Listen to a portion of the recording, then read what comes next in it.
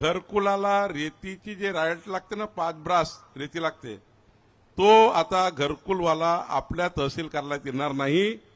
तहसीलदारनी 5 brass रॉयल्टीची copy त्याच्या घरी पोहोचवून द्यायची तहसीलदारनी। सुरू झालं। आता घरकुलवाला तहसील कार्यालयात येणार नाही।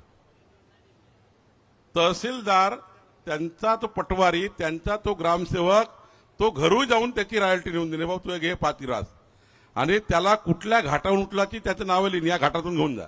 महिनाभराच्या आत महिनाभर वेळ दिला आम्ही तहसीलदारच्या माध्यमातून त्याला रॉयल्टी देऊ आणि तो कुठल्याही घाटावरनं घेऊन यायची, पण त्या घरकुलवाल्यानं त्या रॉयल्ट्या विकू नका।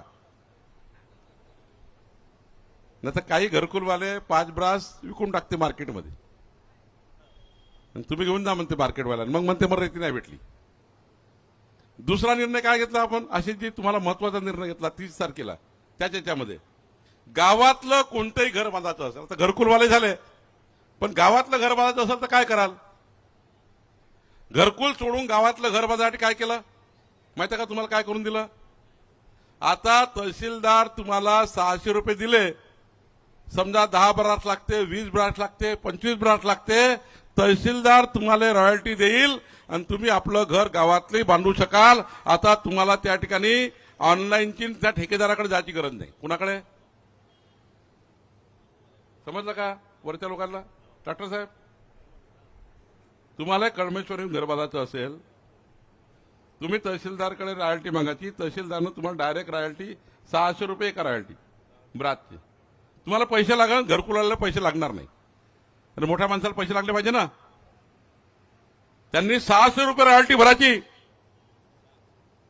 कुणा ठेकेदाराकडे जायची गरज नाही, डायरेक्ट आपलं घर तहसीलदारला रॉयल्टी मागायची। तहसीलदार तुम्हाला 10 ब्रास 15 ब्रास 20 ब्रास जेवढं घराला रेती लागते तेवढी रेती तुम्हाला